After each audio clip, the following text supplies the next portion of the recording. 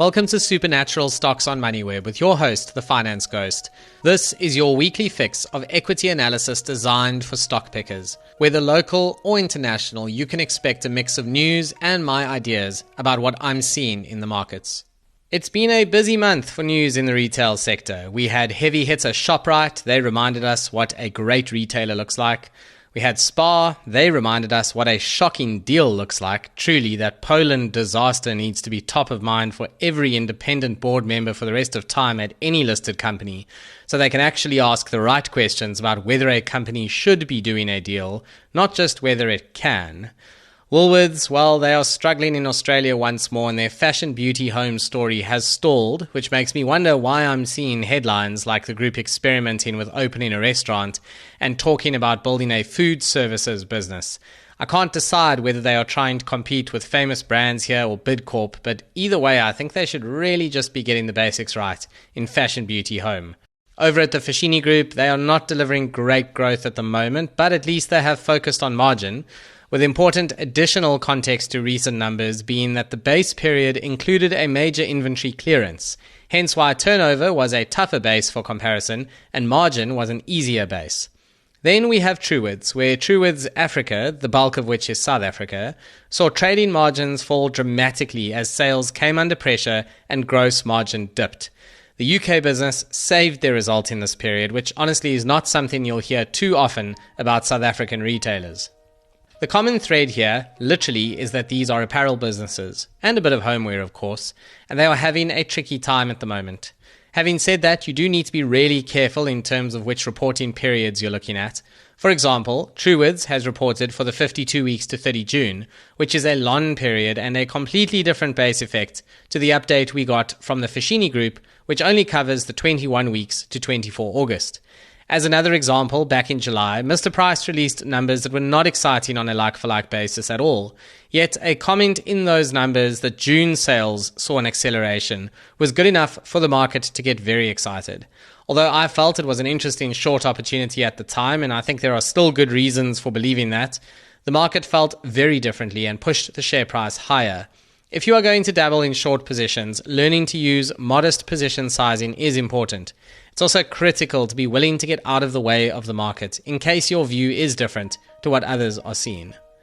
Along that theme, the year-to-date moves are positive across the apparel and homeware sectors, not just Mr. Price, with the exception of Woolworths, thanks to all of the problems it is facing in Australia. You know, just when shareholders thought the worst is over with David Jones, then the trouble started at Country Road due to broader macroeconomic challenges in Australia. At least they did get rid of David Jones, which is an inferior business to Country Road. I can only imagine how badly that must be doing right now. Bad businesses deliver terrible results when macroeconomics get tough. Average businesses, well, they can still reward shareholders even with modest improvement to the macroeconomics, as we've very much seen in the retail sector this year when we look at share price charts. Mr. Price has returned 54% thus far in 2024. Foschini and Truworths are at 29% and 26% respectively, and Pepkor has delivered over 14%. But before you get too excited, most of the returns do look pretty shoddy over 5 years, and they look especially poor over longer periods. The GN Euphoria rally has been a boost for the sector, but the big multiple uplift has arguably already happened now, especially when you see things like Truworths trading on a price-earnings multiple of 11x. There are still some opportunities in the South African market, but Truworths on a PE of 11x, that would not be on my list. Aside from looking at share price charts and visiting these stores to see the strategy in action, what are some of the metrics that you can look at when assessing a retailer? Well, let's dig in. It starts right at the top. There's no ignoring sales here, the lifeblood of any organization. It does get a bit more complicated than that though, as you need to be very wary of acquisitions that might inflate the year-on-year growth rate. What you're really looking for is a metric called like-for-like sales. As the name suggests, it strips out acquisitions and the effect of new stores, and it gives you an idea of how the existing footprint is growing. Be particularly careful of a combination of weak like-for-like sales and expensive-looking acquisitions. This tells you that the company is throwing money at the growth problem in essentially a game of corporate musical chairs, and eventually the music is going to stop. The deals will run out, and a set of results will at some point disappoint the market, leading to a major drop in the share price because companies following that strategy are inevitably priced for growth. Within like-for-like sales, you're also looking for two additional metrics: volume growth and price inflation. These two factors combine to give like-for-like sales. They tell you a great deal about price elasticity in the market. When inflation is running hot, the likely outcome is high price inflation and potentially a drop in volumes as consumers pull back. But like-for-like growth may still be green in that situation though, provided price increases were strong enough relative to the drop in volumes. Next up, take a look at gross margin. It might not sound like a big difference when gross margin moves by, say, 100 basis points, but in reality, it can have a substantial impact on net profits. Where you do see a move, look out for the reasons why.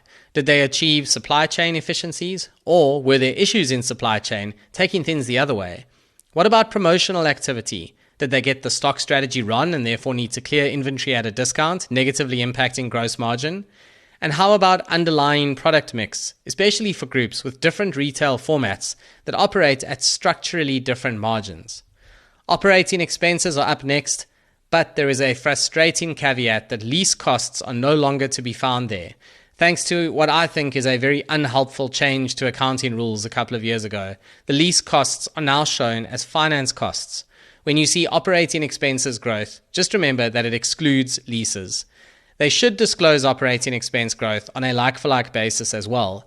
And if like-for-like expense growth is higher than like-for-like sales growth, you've got proper pressure in the business. Conversely, if sales growth is higher, then operating margins are hopefully expanding, provided gross profit margin stays steady. Now, we certainly can't cover everything in this podcast, but I also want to highlight the net debt to EBITDA ratio, along with other debt ratios that might be disclosed, and each company is quite different there.